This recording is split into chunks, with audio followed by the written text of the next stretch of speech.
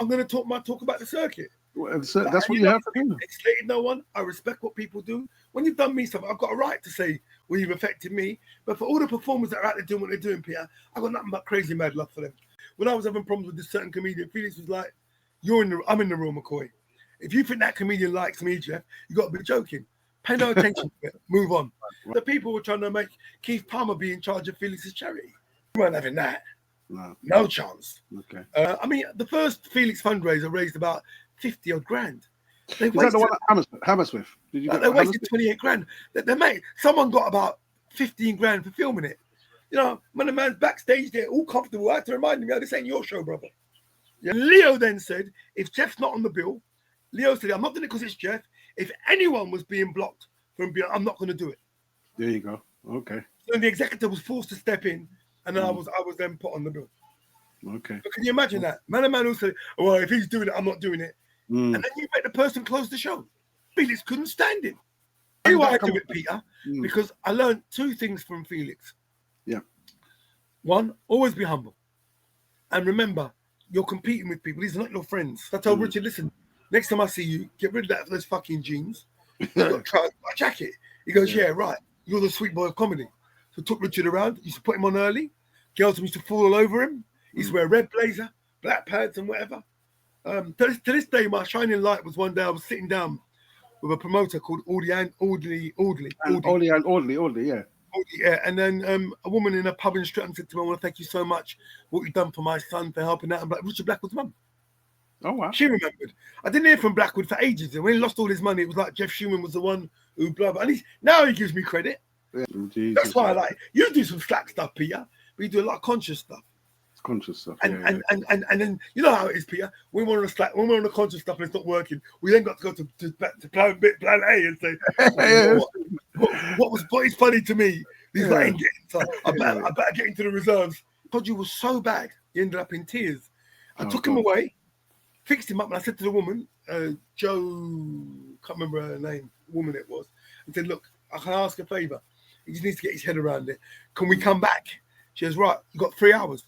So I took Todgy back to mine. I lived in White City, took Todgy back to mine. Cursed that is Ross. And I went to Choice. So when Martin J was away, I went to them and said, look, bring Ed and Esther in. Rest is history. And I'm not trying to have short memories, Peter. When you're helping them, when they ain't got nothing going on for them, Peter, you're them best friend. When they don't need you anymore, that's life, Peter. So I'm sure you yourself, Mr. Price, that's gonna be a great story for later. How I very first met you, the very first time I laid eyes on you, I knew you were going to be a comic superstar. Right. I told you at the time, Peter, why are you arguing with man? And I pulled you away quietly. Tell me if I'm lying. And said, listen, he's promoting because we're talking about Kennedy now. He's never going to make it as a stand-up. He's tried, and he did carry on trying. But why I respect Kennedy so much is that you can't make it as a comic. No chance. But you do the next best thing you promote. And that was it. He was part of a double act. They were called the Joker and the Dread. And my manager called them the Joking and the Dreadful. I thought that's a bit harsh. But the stand-up was so bad. Okay. That's why I respect Peter. I mean, Kennedy. Look at him. Promoting shows. Got to respect. Keith Palmer's another one. One of the worst stand-ups I ever saw in my life. I've never seen Keith do a stand-up. Oh, you're lucky. What? Wow. Okay. Wow. Really bad. The greatest heckle I ever saw was at Wilsden Library. He was on stage and he goes, some people see Elvis. He went, oh, shook up. The black people, you know, that kind of, this was the days of 201. Black people were like, ooh, all right, allow it. Then he was struggling. He goes, all right, so maybe I can do a bit of magic. And someone shouting out, yeah, make yourself disappear. Oh, man. I was grown man laughing. But again, why do I respect Keith Palmer in that context? Look what he's doing now. Comedy school. Yeah.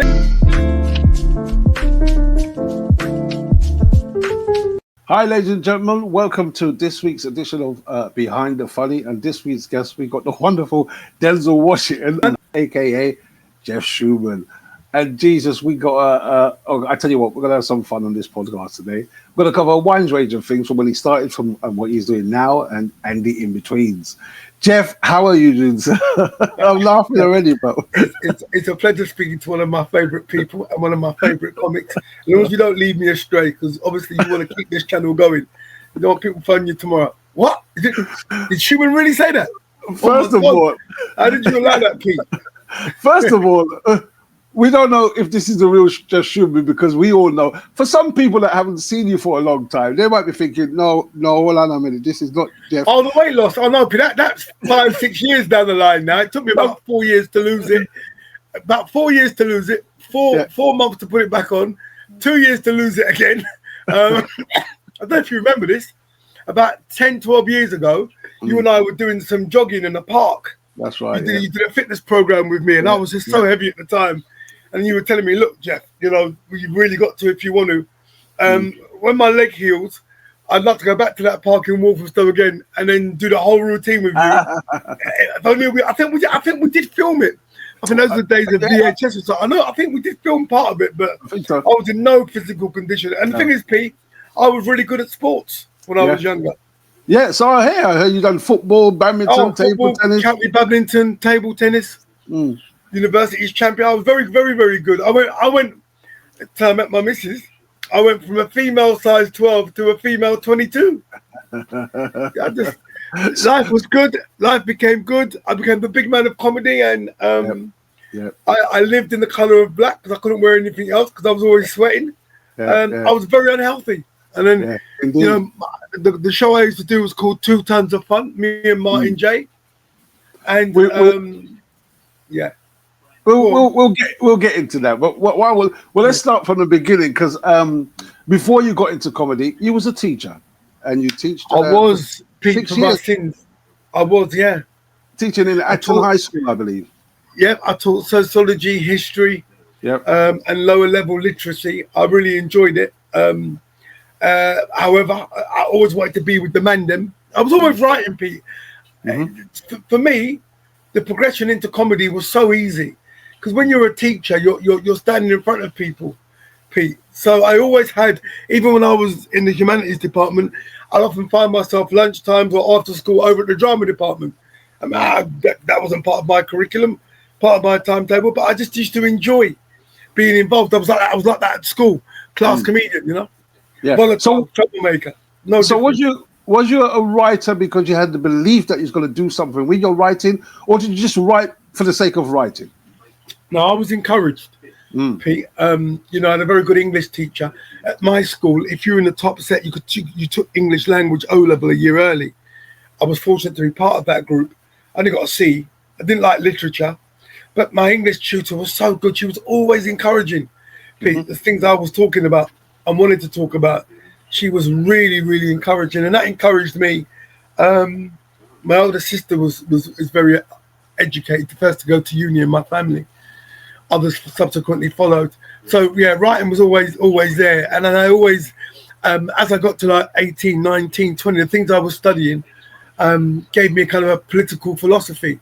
I loved the original Cosby Show, Pete, because we had never really seen a black family. And there was Bill Cosby, brilliant. Oprah, I used to rush home from college to watch Oprah on Channel 4. There weren't many, in terms of role models, the only black woman I ever saw on television during that time was Maura Stewart, and she read the news.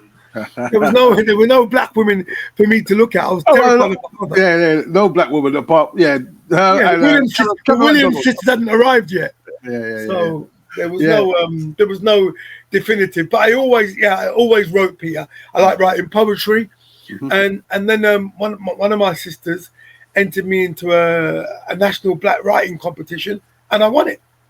Brilliant. And I never looked back from there. I was encouraged. Satire. So when In Living Colour came along, or if you listen to any of Richard Pryor's early stuff, I said, that's the comedy I want to do.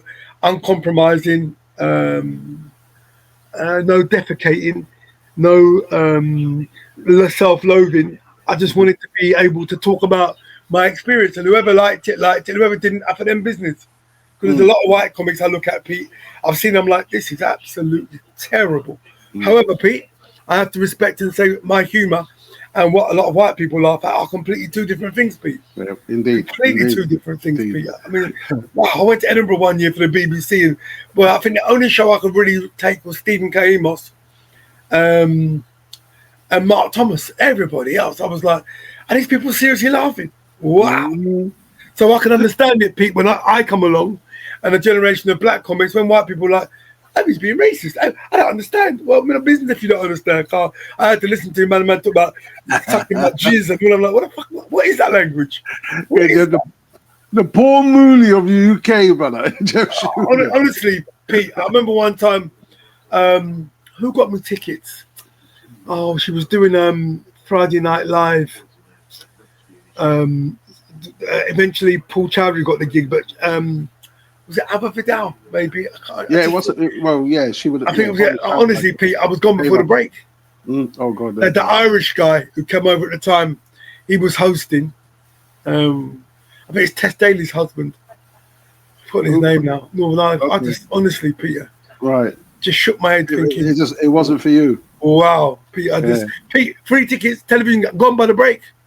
Jesus. I think I lasted half an hour. I thought, it's rubbish. For the BBC, yeah? Was it BBC or? Channel 4. Channel 4. Okay, cool. It was that thing that they used to do where Chowdhury used to come along and say, what's happening, white people? Okay. Whatever that program was called. Yeah, okay. Well, it was that good. We don't even know the name. That's all. Honestly, Pete, I just can't. It's all right. That's why I've never gravitated to the white circuit, Pete. I'm not going to reduce myself. Loads of white comment. I love your stuff. Blah blah blah. Well, good for you. That's it. Good for you. But you now see me rock up and talk about IT things and the mug you and no, sir. No. We're going to get into a little bit of this. So from teaching, you went to teach, or you actually taught media studies as well. I did, Pete. I did that. And I got my big break, Pete. I was then on the underground circuit, Pete, doing pretty well. And then a colleague of mine said, look, why don't we just try and do a one-man show with you? And I was like, nah, I wasn't confident. I said, if we put one or two people on that who were well... In fact, no, sorry, before that, Pete, I wanted to get in the comedy game, Pete. And you know it's Pete, how tough it was. The Real McCoy, season 1 had come out. I liked it. Season 2 had come out. I liked it. But it was hard, Pete. As you know, Pete, as a new comic starting out in them days, the older comics would make it very difficult for you. So Pete, Pete, what they said, one of the hardest things to do is make another comedian laugh. They don't know you. They'll be standing at the side and you're looking for approval, and they're like, no, we haven't been on yet. So I used to watch Jefferson and Whitfield and watch them never laugh at anybody. But they were the masters of the circuit at the time. I would beg certain men who were going to Birmingham when I was in my early days to say, see if I could get a lift. Man, not sure what time they leave in London. And then you get there and you see man and pull up in their car. It was lots of stuff like that, Peter. So I know what I did, Peter, was I formed my own clique. Okay. For my own promotion, a company of comedians, and called it Street Cred. And that's where Richard Blackwood came from. He now finally acknowledges it. Todju came from. Now, I'll tell you a funny story about Todju later on. 3 young women who were fantastic called Excel. I gave Gina her first paid gig, 50 quid. Took her to Luton. It was always going to be a star. Never thought she'd be as big as she became. But yeah.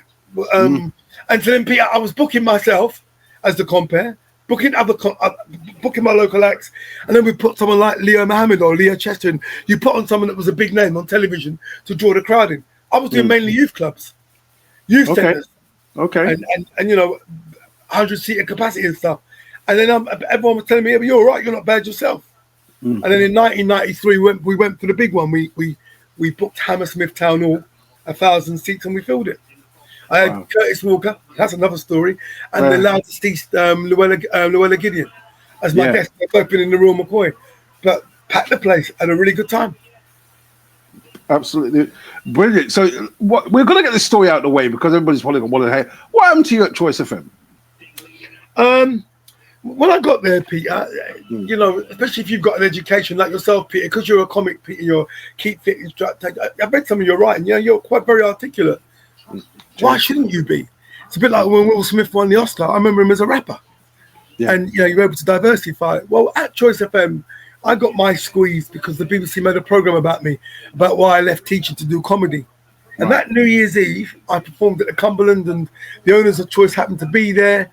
I was on BBC London, and then they took me on. But after about 2 years of constant music, Peter, and people dying in the streets, I drove to Choice that morning, and there'd been a murder on the way to the studio. Okay. So I took the music off and started talking.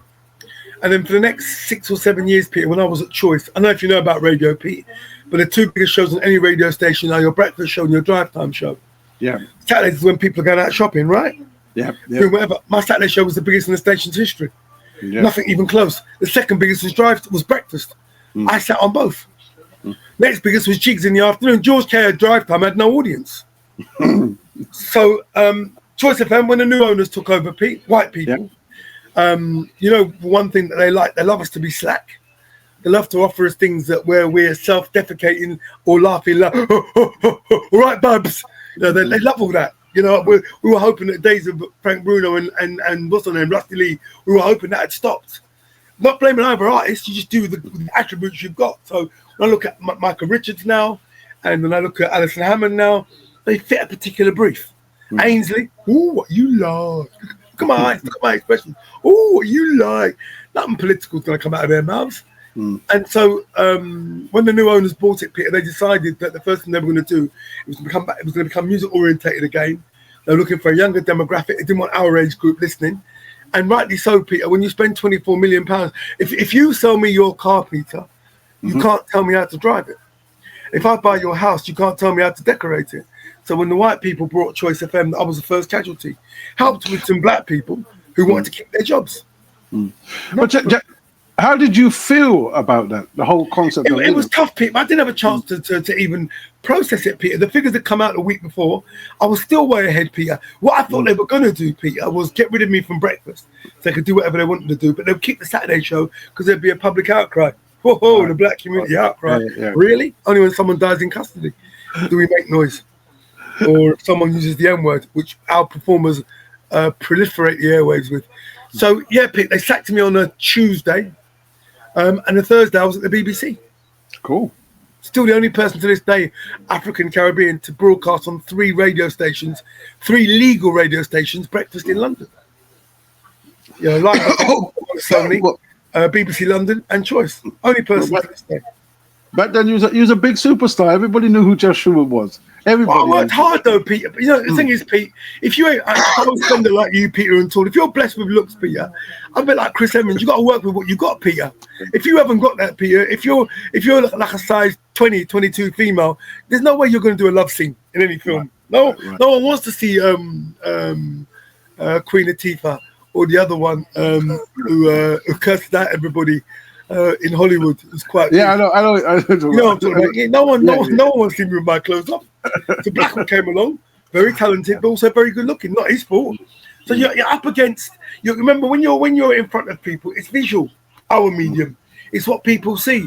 So some people will come out and girls will go wild and scream. Man like me come out, it's like, hey, yo, fat boy, you best be funny. You best be funny. So you know you dealt the hand that you're dealt, and you've got to get on with the gifts that you apparently believe in your mind that you have. A lot of people see you as one of the great hosts out there because you are very lively. You're very good at crowd interaction. What do you prefer now, hosting or comedy? Before we hosting, Peter, I kind of stopped doing comedy for a long time. So when anyone booked me, it was funny because unlike Robert G and Ed Nesta, who were just actors, they can't do stand up. Right. Throwing out bits and pieces, and that's all they can do, and then surround themselves with a group of people that have got the talent to do comedy. Well, I think Eddie's very sharp, as I hope, but could never do. I was blessed with, like you, Pete. I had the choice. I can host, or I can do stand up. I can close a show, go on early, go on in the middle, and host. I have that ability to do both of them. So I like the fact that Pete, sometimes I'll be there, and you know, there's one brother we know, cultural name. He never used to host. Every time he would come out, he was on tour. Half an hour here, 45 minutes. The people come out and the people are sleeping. And I just said to myself, nah, there must be a way of cultivating it. Blackwood used to have a speciality where if he was hosting, that was one thing. You pray he was hosting.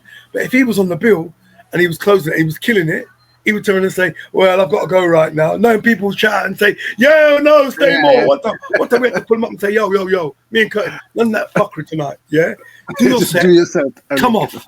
Yeah, don't start talking about, yo, I've got to go. Don't mention them something there in that kind of way. Just say, that's my time. Because then the next person who comes on, Peter, is faced with, yeah, you got loads of laughter in the room, but we're here as well. So I learned that, you know, you could do your good 15 minutes to start with. Then your job as a host is to then 1 or 2 gags and get off. And make sure you bring on, you know, I brought you on enough times, Peter. You know how much I respect your talents. I used to bring people on, people would say, I remember Quaker, the comedian, said to me, wow, you do enough big ups tonight. And I'm thinking, what are you on about? That's what you're supposed to do. You're not here competing against, man. I'm not bigging up people. I'm saying and setting the template of what a host is supposed to do. Not like, well, next up, here come Peter Francis, make some noise. What kind of rubbish is that? Gifted writer, gifted author, one of the funniest blah, blah, blah. Recently tore the houses down in America. Will you please, and make sure you buy the book. Make some noise for Peter. That's how it's supposed to be, Peter. You know, I had Robert G. Nest. I remember one time, and that's when they never tried it again. We were at a gig in Bedford, and Robert G went, next up now, because obviously he's an actor, that's all he can do. We're going to bring out an earthquake. Right, I was heavy. Brother. It was like, people were like, okay. That was it. Make some noise for Geoff Schuman. I thought, Ralph, when I finished I goes, ladies and gents, do you know the actor Michael Caine? The one-dimensional. He's always the same. When you see Robbie G next, I guarantee you'll be going, what geezer? Do you know what I mean? Geezer. It's frightening. Him and Nestor never troubled me again. Never got cheeky again. In fact, it's me who got him Nestor into radio. After they punched him in his mouth and he came out of the posse. I got him into radio. Wow. I took him when no one wanted to know. I took him into radio. And what a success he's been, and congratulations to him. But at that point there, after he came out of the posse, after he got assaulted, he had nowhere to go. What do you mean assaulted? Someone hit him? Someone hit Eddie? Yeah, the guy was in EastEnders. What's his name? Roger Griffiths. Punched him in his mouth. Ross? Yeah, knock him out. But I do know one or two people who are close to me, and they've been on television. They've done very well. They said that when they think back at that, they struggle with him telling them how they should perform and whatever, especially as they know now that it makes sense to them now that you couldn't hack it. But it doesn't mean that you can't talk about stage presence. Mr. C does comedy workshops, does them very well. I've never been, but he's not a headline act, is he? He's never going to close a bill. If I'm on there, Curtis is on there, Blackwood's on there, he's never going to be on last. Never. Okay. First half or mid, but a good comedy shooter at what he does. I watched him get booed in the early days. Look how well he's done for himself now. People evolve. Liquid. Oh, he was the Barbie of the comedy where everybody just laugh at him. A combination of other people's material, and then him finding himself headline act. If you're gonna do stuff, I said when you asked me to do this, I told you I don't do a lot of stuff like this, Peter. You did, because there's a great saying: the truth hurts. You went, Geoff, look, irrespective, you talk your talk. I won't send to you. Come on. And so what you got to say, I said, Peter, you've been asking me for a very long time. Yes. Over a year, but there's something about you, Peter, that I intrinsically really like. Other people I won't do stuff for. Right. But because I've seen how you've been treated. But what's done with it, Peter, that I love, is that you're closing your ears to it and saying, you know what? But I know I'm good. People know I'm good. And if certain promoters do not want to book me, what promoters do you see book me? They tried to book me for Father's Day last year or Mother's Day. Wasn't interested, Peter. They can never insult me, Peter, and ask me to get involved in Jamaica, be the rest and whatever. In the early days when they were starting it, in them days, I was heavily working and talking with Leo Mohammed. And I said to myself, if Leo saw me on a bill like that, of black people with each other with a white guy, Kevin J or some other white guy coming on there, no other culture does that, Peter. Yeah. No other culture would do that to itself. We do it.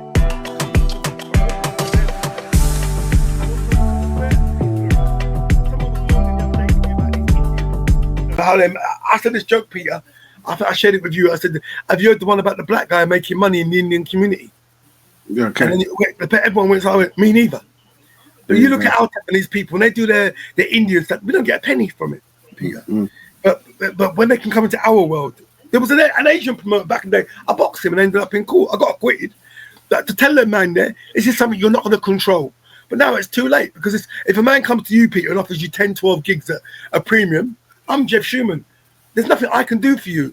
So you never bite the hand that feeds you, even with some of the stuff they put out there. But Indians are now virtually controlling with one or two little black promoters. But, they're controlling the comedy stuff, Peter. Controlling now. And you mean the urban side of things? Yeah, well, I don't like that term urban. But what I'm saying, Peter, is that 15 years ago, that would never have been a possibility. Now it's a total possibility. If me or you or I, Peter, wanted to put an Indian show on of comedy, one of them men would go back and say, the promoters aren't Indian, we wouldn't sell one ticket. In our community, I watched Altaf 1 year, one Boxing Day, I worked for him, and there was loads of people outside. The show was sold out, watching him, watching the door and watching the box office, watching his profit. And everybody there was our people. Indian promoters, and the rules is there's supposed to be a black guy who doesn't go up front. Really? But you look at Desi Central, blah blah. We don't make a penny from it, Peter. Yeah, I hear you, man. And if you talk the way I talk, Peter, people, and people know what I'm saying is the truth, Peter. If you can see, Peter, above the bed that I sleep is Malcolm, the greatest of all time, Peter, the greatest. Malcolm behind me. And if you ever listen to his rhetoric, we've been so thoroughly miseducated, thoroughly misguided. That's why I can post the things that I post, because like you, Peter, I have an intelligence. And my intelligence, Peter, isn't to stand up in front of our people. You'll see that when I come and perform for you next. I get asked, Peter, I'm never going to be forgotten, Peter. I'm about to open a podcast studio. And it's a bit like clean glass, dirty glass. At some stage, the black community is going to have to wake up and say, well, do I want to continuously be portrayed as slack? I mean, someone tried to make trouble. Asked me about Mo Gilligan. I absolutely love I like Mo Gilligan. Big Nasty is another thing altogether. But Mo Gilligan is a real talent. Yeah. Real talent, in my opinion. His last thing he did on the BBC didn't do his talents justice. But when I heard me say that I like Mo Gilligan, when they hear that I like Richard Blackwell, they get upset. They're looking for a story. They're looking for something to say. But you know, Peter, you name another culture where a fat black guy, which is what he is, or a black guy can go on television and say, yo, I smoke weed. I can't focus without weed. And it's only afterwards the way Big Nasty's documentary, directed by a white guy. It was only then when a few people made noise, including myself, that the Jamaican embassy were forced to put out a statement disassociating themselves from that program. Right. You know, wow. Like, on top of, fam, blah, blah, blah, blah. That's, you know, if there was a balance, Peter, and we saw different imagery of just black people being overweight and laughing loud, you wouldn't even make people like me even have to speak or say a word. But there's this stigma, Peter. So when someone like Angelica Bell comes along, Peter, you come along, and then these white people at Channel 4 and various places who have a view in their mind of how black people are supposed to behave, when we come along and we're not like that, that's what Angela Marr suffered from. When we come along and we're not like the loud laughing, big eyes and whatever, their attitude is, well, he's not quite Ainsley, is he? What are you like? Where do we place them? So unless we speak up, Peter, like Mooney, unless we get up and we say, look, enough's enough. You can control whatever narratives that you want. We can't stop that. I'm not making no noise and telling no comedian don't go and work for these people outside of our culture. But when it's finally taken away from us, Peter, then hopefully people will wake up and say, what Schumann said was right. But still, Peter, those who are being paid by it, Peter, you never bite the hand that feeds you. But you show me any African, Caribbean male or female that puts on any show in the Indian community would even be, I'm saying, Peter, would even be allowed. You know the word, Peter, allowed to put on a show in the Indian community. Avery Licker was in some group and he made some comment. You don't find me in them kind of groups there. If I had been in that group when this argument between this promoter and Liquid blew up, got involved, I guarantee you my routine for next year would have been about that Asian promoter. Whether I like Rudy or not, it happened to, I would have woken people up in that group saying, who is this guy outside of our culture? When we had a Felix Dexter situation in Birmingham, 2 comedians kicked off, Peter, and then this Indian guy was there, and I told him straight, you should be arguing in front of these people. I said it straight, Peter. I said it straight. You don't see them men that arguing in front of us. Who was in the right or in the wrong? It was one, it was for Felix, and 2, you know, when the man's backstage there, all comfortable, I had to remind him, yo, this ain't your show, brother. Yeah? So don't be telling no one to come backstage and blah, blah, blah. If I go to anything of yours and a performer invites me, I'll tell the performer to come out front and meet me so I can see them. I mean, now I beg you for no complimentary ticket. There you go. How do you think we could change this then? Very hard, Peter, because you see, Peter, you can sit like me. I can't even say principal, Peter. I don't know enough about you. But it's almost impossible, Peter. I've just come back from the Gambia for nearly 2 months, Peter. And the way Indians talk to our people, control our businesses out there, all the restaurants, control all the money. And the Chinese out there, and the Lebanese controlling us, Peter. You know, if you turn up and you make noise, Peter, which I can do and I did do, that's fine for me, Peter. You know why, Peter? You know why it's fine for me? Because I don't live out there, Peter. Okay. They're not paying me £50 a month. Not a week, Peter. £50 a month. I know. Peter, I know you've been to Gambia. If I don't do it, Peter, somebody else will. So I've got an education, Peter. I have enough money. I live in a big house that I own. So I'm able to open up my mouth, Peter, and talk my talk. I'm not one of the ones who pretends, boy, I've made it and blah, blah, blah. I choose not to do the bookings and the things that I get, Peter, because financially I'm not struggling, Peter. I hear you, bro. I used to work for Eleanor because I know that Peter. That if I go on there, Peter, and I know I want to say something, whatever. I want to talk about the economics of why we own nothing, Peter. Why we have nothing. I want to tell whether the guy's a promoter or not. I want to tell him, Mr. Indian man, can you let me know when I'll be allowed to quit promoting your community? Yeah, okay. In the words of Stormzy, just tell that man there, shut up. Yeah, Never ever allow it. They would never. And to make it change, Peter, someone has to come along, like all things, Peter. When Live Golf came along, or the Saudi Arabian money, look at the boxing, everyone was shunning them. When a man's putting like $2 billion into a sport, a man was earning $70,000 last year. This year, he's worth $4 million. Yeah. Wow, tell me, P, that I mustn't get in until we can find someone who's got the finances, Peter. Money talks bullshit. Money talks bullshit. You mentioned Felix Dexter, and you are the founder. Well, not the founder. You're the chair of the foundation committee. Yeah. Yeah. I tell you why I do it, Peter, because I learned two things from Felix. Yeah. One, always be humble. And remember, you're competing with people. These are not your friends. They smile, they kiss. I mean, when Felix got into the room, because I used to write with him, when he got into the Royal McCoy in season 4 to do individual bits and pieces, wow. What? They tried to get him to join, season 3. They got rid of Curtis and Ishmael and they got rid of Llewellyn Gideon. When they wanted him to, by season 4, not Llewellyn Gideon, Colette Johnson, sorry. Llewellyn. But the original Royal McCoy was 4 people. It was Curtis and Ishmael and Llewellyn and Colette. It was based around 4 people. And Robbie G and Leo Mohammed or Leo Chester, they were just brought in to do bits and pieces. But Curtis and Ishmael were limited as actors, though Ishmael was always the funny one of the two. So they by season 3, when they made the changes, they took Ishmael out, they took Llewellyn out, Colette out. They branded her as difficult. They increased Robbie's participation, and they increased Leo's participation. You got to remember, other people had to audition to be in that program. 2 who didn't have to audition were Eddie Nesta and Judith Jacobs. They were put in the Royal McCoy by Paulette Randall. Eddie, she said, was her favourite actor, and Judith was her favourite actress. But you know, if people like you, know, if people like you, you go and clear. If they don't like you, well, you do podcasts on a Thursday night. I got into the Royal McCoy because of Felix. He did 2 pilots. He invited me to write on the second one, Comic Aside, which we thought was going to get a series, and it didn't. They went with a thing instead called Ed Stone is Dead, which was a Richard Blackwood sitcom. I don't know if you remember, he played a ghost. He played a dead person. Everyone said that should have been buried along with him in the sitcom.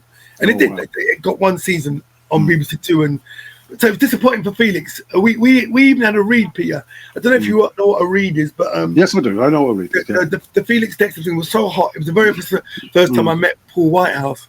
We went to the BBC. Myself and Felix were going to play. Remember Fraser? So we played 2 brothers. Douglas was posh, and I was the brother and architect because I was well-spoken, articulate. We were both university educated, which we were in real life. And they loved it. Paul Whitehouse and Charlie Higson from The Far Show, they were the script editors. And so I remember, because I lived in Shepherd's Bush, I remember leaving Felix at White City Station saying things like, they're going to hate us when the sitcom comes out. Thinking we cracked it. People didn't pick it up. Felix was managed by a woman called Dawn Sedgwick at the time. It sat on the shelf and it never got commissioned. And that really hurt Felix. He was very good at hiding his feelings, but it really hurt him. It really did. At the time. It hurt me as well, but there's nothing you can do, my brother. When they tell you, say, they don't pick it up, and then when you see what they picked up, then you see what they do pick up, and you think, put ego aside. The free non-blonde. Be happy for those people, genuinely, but say, boy, let's not sulk, because I used to want to sulk. Felix would say, no, we move on to the next thing. And so, when the opportunity came to be involved in his charity, Peter, let me show how bad-minded people are, Peter. There were people I know that Felix didn't necessarily check for. He knew where they were at. There's a well-known comic that you and I know. We nicknamed him Chopper because for years he used to have to wear a thing on his head because a man chopped him in his head back in the day. Now, when Felix died, you would think, Peter, that's the kind of thing, Peter, where you just allow it. Everyone gets together. 2 or 3 of them said, if Schuman's doing it, we ain't going to do it. Why? Leo Mohammed, yes. Leo Chester got involved and said, no, sir. if Geoff is, I know he knew of my relationship with Felix and said, couldn't believe what he was hearing. Judith Jacobs stirred it all, you know, the talentless. But what they did was, they went and got, to make sure that they became relevant, they went and got a woman called Paulette Randall. Paulette Randall, the director. He got her in. She had a reasonable relationship with Felix, but it wasn't tight like we were. They went and got her to be responsible for the show. And Judith then knew, by having her there, no matter what, Judith Jacobs was going to get a chance to perform. Without that, you don't do stand-up. The BB crew, I make you laugh, Leo Muhammad didn't even know what the BB crew was. I had to tell him. Okay. The only person out of that group that would merit would have been Janet Kay if she came to sing. I was backstage and Victor Romero Evans, who I tell the people just before you go what the BBQ. What the BBQ? Look, you don't even know. There were two groups. One was called the Posse, group of Britain's black actors. The Posse. Gary McDonald,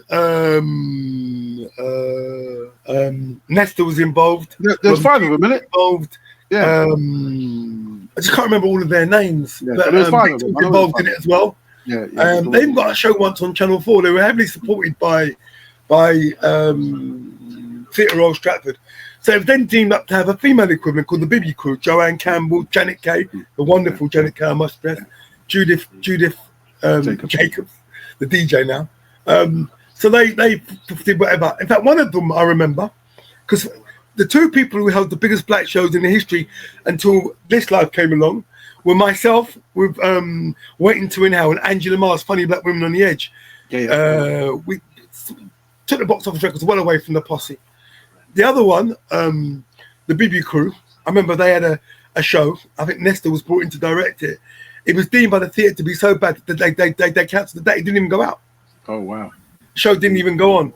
And it's terrible. You've been in the game so long, you don't even know what the BB Crew is. No. On the night of Felix's tribute night, they somehow wrangled in, got themselves in a sketch. And the reviews afterwards for it was, they had no idea what that sketch was doing there on a night like that. Oh, wow. Okay. That's deep. All right. So Peter, what burned me was that the certain comedian who was part of the thing, they let him close the show. And the way some of Felix's family were treated, including the next girlfriend of him, they've actually got no say. These people just hijacked it because they weren't relevant anymore. So they wanted to have a to-do at the request of Felix. So when the chance came now, I got in with the family. What it was they found the letter Felix had written. And then not just that, I was able to show them a letter that Felix, a card that when I was having problems with this certain comedian, Felix was like, I'm in the room, McCoy. If you think that comedian likes me, Geoff, you got to be joking. Pay no attention to it. Move on. I showed them that. And they were like, so they knew who the comedian was. Yeah, we all know. When they heard who that comedian was, they were disgusted. And they made it very clear that whatever charity or foundation, because the people were trying to make Keith Palmer be in charge of Felix's charity. Are you serious? You weren't having that. No chance. Okay. And it was stopped. And since then, we've been the same kids, done 3 very good fundraisers. I mean, the first Felix fundraiser raised about 50 odd grand. Is that the one at Hammersmith? Did you? They wasted 28 grand. Someone got about 15 grand for filming it. When we spoke to the BBC, they said, well, who would commission something like that and pay that? So with no guarantee it was going to be on television. It was Randall and Pete. It was shocking, Peter, if I was to explain to you what took place with Palmer and them in that first fundraiser. It was shocking, Peter. I'm not saying a lot of work wasn't done, but the amount of money that was wasted. Paul Whitehouse could have been spoken to. We could have got it filmed for nothing. But everyone was kept in the dark. I showed the power of Paul Whitehouse, who's the vice chair. When we had this meeting discussing Felix's legacy, and who should be on the bill, I mentioned Richard Blackwood. They didn't take him on board. I mentioned Miles Crawford. There was a beef going on somewhere. Jacobs had a lot to say for herself. And I'm thinking, but who are you? Leo Mohammed afterwards told me to be cool. Paul Whitehouse wrote his number down for me to get in touch. He wrote on a piece of paper. Keith Palmer was trying to leave the meeting with the number. I went, yo, Keith, aren't you forgetting something? So we saw the play from there. Saw Palmer's behaviour there. So they controlled that first tribute thing. Put their name in the programme and whatever. Then it was Dexter's family that made noise, said that no matter what goes on, we want Geoff Schuman on the bill. And Leo then said, if Geoff's not on the bill, Leo said, I'm not doing it because it's Geoff. If anyone was being blocked from being, I'm not going to do it. There you go. Okay. So the executive was forced to step in, and then I was then put on the bill. Okay. But can you imagine that? Man will say, well, if he's doing it, I'm not doing it. And then you make the person close the show. I can say this now publicly. Felix couldn't stand it. Okay. Was there back in the day? Was there a lot of bickering going on backstage? Oh no, there wasn't, Peter. Right, just posing with the superstars, Peter, who felt that way. Jefferson and Whitfield weren't liked. They were very gifted and very talented at what they did, and so therefore they had an ego to walk around and say, you know. But because of that, they were unlucky. They were out and about at the same time as Curtis and Ishmael. Curtis and Ishmael, who were poets before they were comics, their management knew Lenny Henry, so they got the gig where Jefferson Whitfield played musicians. They played instruments. They were by far the most polished. But you know, if you upset people in this game, or you haven't got people, as you know, Peter, in the right kind of whatever. But it was definitely bickering, Peter, but not to the extent that the generation that came afterwards. Wow. But it was definitely only those who, in their mind, Leo wasn't part of that. Felix taught me, get on, do your gig. If they invite you somewhere, go and spend 5 or 10 minutes there. Go home, Geoff, and write material. So I gravitated towards him. When the Real McCoy came, Peter, I was selling out on the underground circuit. No mention of me. And Felix went to the producer, Bill Wilson, and said, look, I've got a mate. He sells out. You want to come and see him? And Bill Wilson was going to come and see me at the comedy store, couldn't make it. And so he instructed Paulette Randall to come and see me at the comedy store. I had a great gig that night there. Felix ran back to Bill Wilson and goes, yeah, Geoff Schuman, last night, I wasn't on the bill, but I went to see him. He goes, yeah, no, I know Paulette saw you there. Yeah, we're going to use him. And if it hadn't been for Felix, I'd never gotten the Real McCoy. I like Felix. Felix took me to Edinburgh. I opened for him in Edinburgh Festival. Yeah, it was beautiful, brother. I'm sitting at home with my young son. I get a phone call from the BBC. Oh, Felix would like you to be involved in his pilot. The very first one. And I thought, wow. Second one, we were writing together. You see the African character, Peter? Yeah, the family. Having a Sierra Leonean mother, Peter. That was what I used to do on the university circuit. I used to have a briefcase, a big afro. I was called Ghanaian Greg. I would say things like, "Low, proud West Indian with too much to say for himself. How are you?" Yeah. Felix liked it.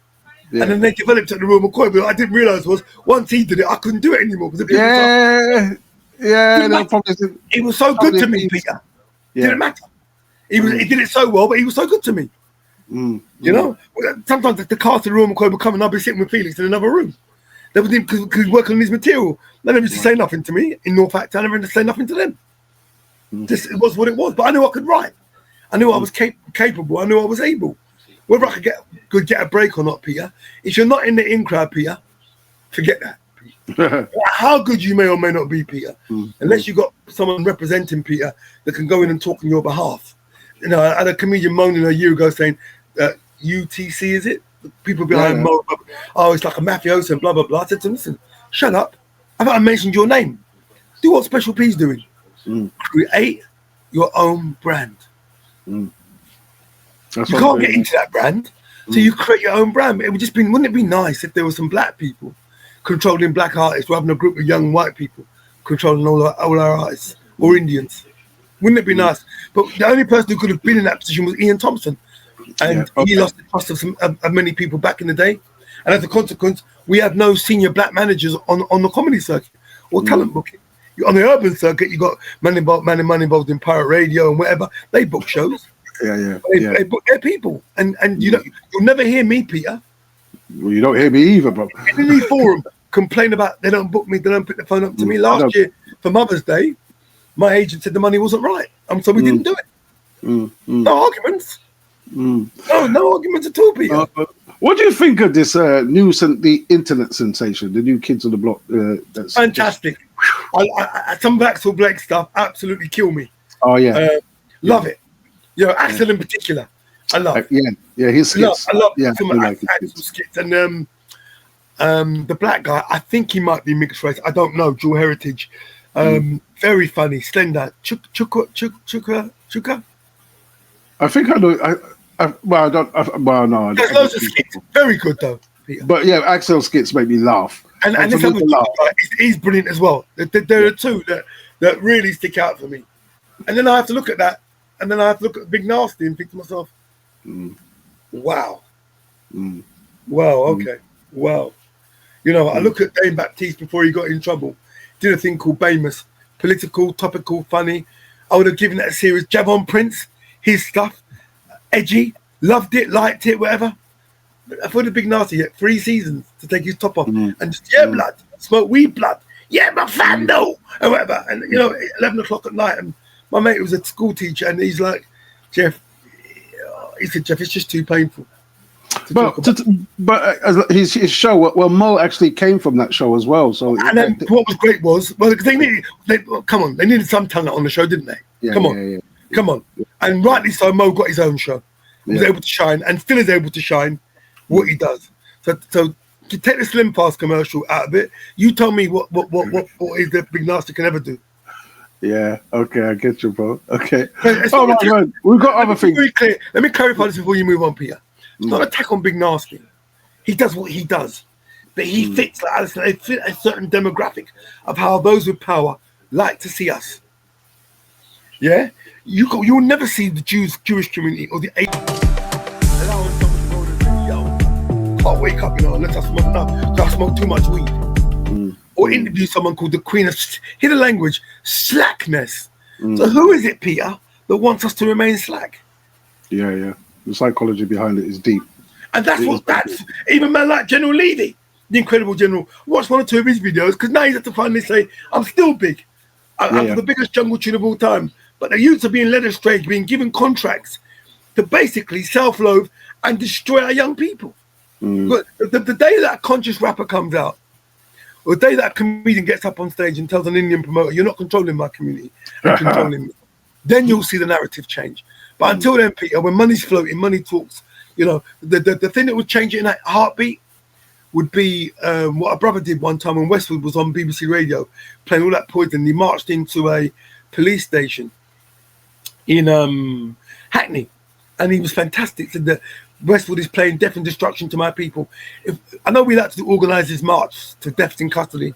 The day there's a march to 1 extra to tell some of the highly paid slaves, and there's 1 or 2 on there that I know personally, what you're doing is absolute poison. And what you're playing there. But you know what? I can't feed them, Peter. It's because you bleat out the words of a track and whatever. Dancehall with some of the most vulgar, vicious, malicious, misogynistic. If you hear some of the tunes, Peter, I've heard. Terrible, Peter. Yeah. And it's a psychology, and these people will play it, Peter. Smoke weed out of there, get them a crutches, and the girl women will sing it as well. Francis Cress Wilson says the way to destroy a people is to give them the tools to destruct themselves. We're the only race that encourage Peter to sing, I'm a whore, I'm a bitch, I'm a gangster. Basically, you're giving them the license to say what they want to say about themselves in a negative way. You can even program them to kill themselves, and they won't even know what happened. That's why I like you do some slack stuff, Peter, but you do a lot of conscious stuff. Conscious stuff, and then you know how it is, Peter. When we're on the slack, when we're on the conscious stuff and it's not working, we then got to go to plan A and say, what is funny to me? These ain't getting. So I better get into the reserves. And just go back, into the files. You know what I mean? Or we could say that the crowd are not ready for us just yet. That's what I always say. But Peter, later on this year, they talk of an edutainment night of comedy, and I really have to promote and get it together because the names he's suggesting are fantastic. And if it happens, Peter, people like myself and those who I know have been asked to perform are gonna be able to make so much noise, Peter, on the circuit. Look, we did this without cursing our own. A promoter that looks like you. Money's going to be donated for various things, but most importantly, look at what we're talking about. We didn't refer to our women as baby mothers. We never cursed. We never glorified drugs. We didn't spend our whole evening talking about, well, black people do this, and black people do, and white people do that. I mean, wow. The thought. What I was going to say to you, what is it for you now then, Geoff? What is it for you? What's your goal? Well, Peter, I've been honest with you, Peter. I told you this privately. Is later on this year, Peter, in small venues, is to offer a brand of the style of comedy that I've always wanted to do, Peter. If I get 10 in there or 100 people, I'll be happy, Peter. As long as I'm not defecating on my people. Got a good enough brain like you, Peter, to be topical. I was offered some management about 6 years ago, and someone said, why don't you take it? And I was saying that I'm not going to go to certain venues and behave and do so and so. The only time I've ever come close to management was there's a guy called Paul Dudridge. I know where I live in West London. He used to manage Gina and another comedian. Yeah, you should go and see him. And so I was close, Peter. I went to see him. He got me when Gina was performing somewhere. He got me his PA or his co-partner was a woman called Vesna. So I went to meet them. Good hour in his office. He wrote himself. He had a child with another famous actress comedian. The reason why I didn't join him, Peter, because as I was leaving the meeting, because the male comedian that he had in his books, the man turned to me and goes, you know, we've got so and so. Hopefully, you'll be the shining light. I know that half of the material in his set isn't his. I like the performer. I don't name and shame him. But in the meeting, myself, Paul White, a number of us for some whatever, one of the young researchers says, when I mentioned this comedian's name, why do I know that name? Nothing was said.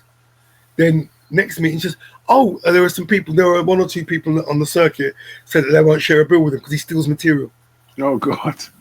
And I was like, wow. And I had to explain to Paul Whitehouse and say, it has been known. But then a story was explained to me. My man went on television on Show Me the Funny, and he used the comedian's material. And not just the comedian who's upset, other white comics who know that he's known for that, they all banded together and forced him into a public apology. Oh, that's bad. He's the only comedian to this day who's ever phoned me up one time and asked me about a joke. And said that, you know, because I do that. I was, yo, brother, listen, I've got an audio cassette of 1996 before you were teething Manham's material and then became a comic. Please don't. And he's never since. But I like him because only as he tried, he's got there. Everyone knows not with his own material. He's probably gotten better. But at the end of the day, he's managed to make a name for himself. I don't think people are happy when they hear stuff about friendly neighborhood. Not that. When they hear things about the legendary, because those who are close to the game are like, how can you be a legend when you're a fucking thief? Okay. You know, for that. I'd like to be in my community, in any community, Peter, working or not working, that have people chatting behind my back saying that we know his material's not his. And there are enough of them, Peter. Enough of them who come and say, you know, one of them who he catch up with in Birmingham, every time he speaks to somebody and they mention my guy's name, I hear to talk like, is he still nicking material? So there's a comedy club in Bolton, and on the wall, dressing room wall, it's got management take no responsibility for anything stolen in this dressing room. So if you leave your material here, take it. That's how. But me personally, you're asking me about as an individual, Well, whenever we've asked for anything for Felix, as a man, as a person, I personally like him. And I don't make no bones about it. Whenever we've done anything, he turns up and whatever. I think he's a good comedian as well. I would imagine that the majority of stuff in his thing is, I would imagine all of his stuff is his now.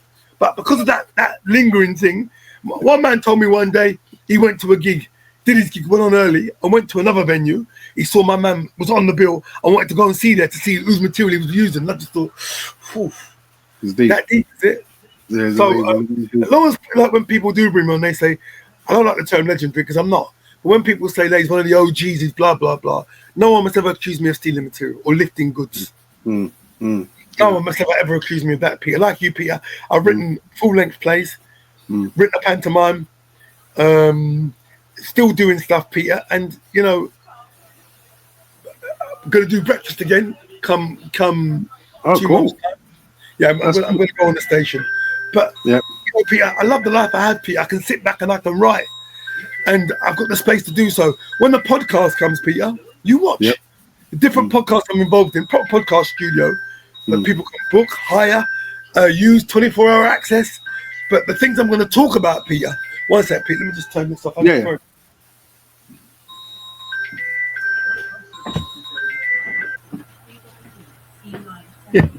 Sorry, Pete, that was my drugs phone going. Sorry. That's all right. I paused anyway. It's right.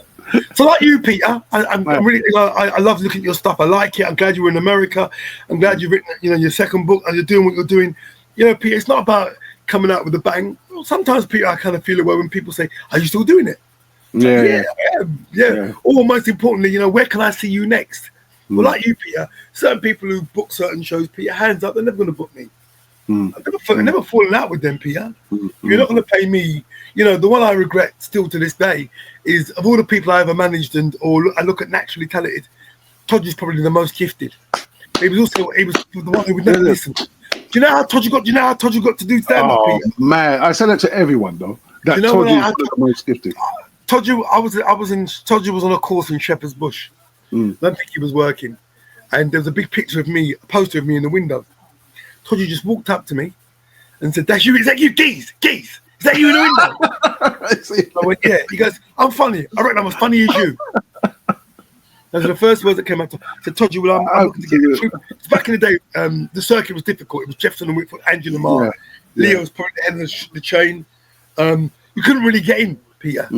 So I knew that I needed to form my own collective. Amer and Powell, Eminent Society, John Simmet, Hugh Edwards, Hugh Francis in Birmingham, and it was Marcus Powell who came up. I was street cred. Marcus Powell said, "If your comedy's not backwards, it's up front." And up front was born, and John Simmet took it to another level, booking people. Respect was due. But that's how Toju, and then that. So we took Toju on as our first performer. Toju had been performing about 3 months. Everywhere I went, I took him, and he landed on a Royal McCoy. Wow! And he wouldn't listen. We went for the audition, and they wanted him. Toju was so bad, he ended up in tears. I took him away, fixed him up, and I said to the woman, Joe, can't remember her name, woman it was, and said, "Look, I can ask a favour. He just needs to get his head around it. Can we come back?" She goes, "Right, you got 3 hours." So I took Toju back to mine. I lived in White City, took Toju back to mine. Cursed that his Ross. And then, you know me, and then Toju got on the Royal McCoy. The next person we took him on board was Richard Blackwood. Richard came to, he was just Richard Blackwood. He was in jeans and whatever.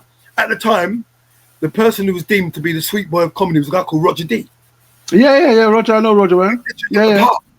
So I'm sure Roger wasn't happy, but Richard looked the part. So I told Richard, "Listen, next time I see you, get rid of those fucking jeans. You've got to try my jacket." He goes, "Yeah, right. You're the sweet boy of comedy." So took Richard around, used to put him on early. Girls used to fall all over him. He used to wear a red blazer, black pants and whatever. To this day, my shining light was one day I was sitting down with a promoter called Audley, and then a woman in a pub in Stratton said to me, "I want to thank you so much for what you've done for my son, for helping out." I'm like, Richard Blackwood's mum. Oh, wow. She remembered. I didn't hear from Blackwood for ages, and when he lost all his money, it was like Geoff Schuman was the one who blah blah. And now he gives me credit. I have to give him his due. People have sent me stuff and said, Richard Black, I didn't know you were Richard Black. But I goes, "Well, it's a shame when he had all that money. My name never got mentioned." But ain't a problem. I like Richard. But now he acknowledges that I was part of his past. What's his name? Nabil. Well, like blood. Nabil always talks about, I took him around. And I always say, "Nabil, you owe me nothing. I saw the talent in you. All I did was drive. I was your chauffeur, and you proved me right." And can you imagine, what's his name? ADOT. I went to ADOT's college, did a performance. I remember ADOT coming to me afterwards saying to me, "I love what you're doing, man, but I love to get involved in that." Spoke to ADOT a few. ADOT gives me credit. So a number of people that will say that, I had time for them. And I give you credit all the time. I give you credit. I'll always give you credit. Peter, I told you at the time, I remember, because you could have punched me, Peter. Now, what can I do, Peter? And apart from pick up a bottle because I'm mad like that. I'm standing outside. I might have used an autograph where I was at that stage. I just see this big argument with you and this promoter. Or this performer. And I was like, didn't know you. I said, first and foremost, this leader's of the new school. I tell you what, no, I lie. My colleague had seen you somewhere, Peter, and goes, "That guy arguing, he's a comedian. I'm sure I've seen him, Geoff. He's good." I pulled you away quietly and goes, why are you arguing in front of people in public? Why are you allowing? And you're like, "No, I don't like it." You explained to me, Peter, and I accepted it. But I said to you, Peter, "You're performing. He's giving out flyers." You looked at me and said, I said to you at the time, "This conversation will never mean anything to you right now. In years to come, it will." Peter, you're the one who goes to America to perform. You're doing this live now. You're doing what you're doing now. My man's supposed to be a promoter because he wasn't good. But that's why I say I admire him. I admire Palmer. When you can't make it in the game, do the next best thing. Stay close to it. That's what my man's doing.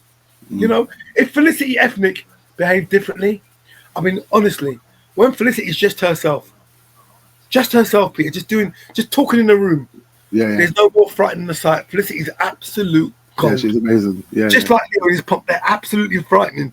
Those two and Wayne Runners are probably the only three I would never ever like to go after. Everybody else, no problem, no fear. But Felicity, Leo, Dibby, forget that. I wouldn't want to disrespect myself. I try and follow that. I've seen one or two, even on weekenders, when I tell them, say, listen, you put Wayne on early, and they did it at one of the weekenders, and when my man who was the headline actually struggled. Struggled. Never got the same last as Dibby. Next year, guess who went last? Dibby, probably. Peter, thank you so much. Really, I have to say this because I always said to you, Peter, you don't want me on there, Peter. Nah, Geoff, come on to Peter, you don't. That's it, man. Come on, man. I'm going to talk about the circuit. Well, that's what you have to do. Slating no one. I respect what people do. When you've done me something, I've got a right to say, well, you've affected me. But for all the performers that are out there doing what they're doing, Peter, I've got nothing but crazy mad love for them. Babatunde always was going to be a star. And look what he's doing now. Congrats to him. I say I like Mo. So it's difficult when it's hard for me to be objective about Mo because I really like him. Big Nasty, if I met him, how you doing, blah, blah, blah, blah. Talk about talent as an entertainer. Right. It's not for me. It's for somebody else, and I have to respect that. But that type of blackmail imagery of the weed and the sit down there and, yo, blood, listen to me, fam. There is a market for that, Peter, no problem. But surely there's a market for Peter Francis and others who don't behave that way. Surely there's a market for, you know, Michael Richards, the football pundit, again, great entertainment for them, laughs more than whatever. You compare him to John Barnes and what Barnes he won. Yeah. Ian Wright, you say, well, no, right is right and whatever.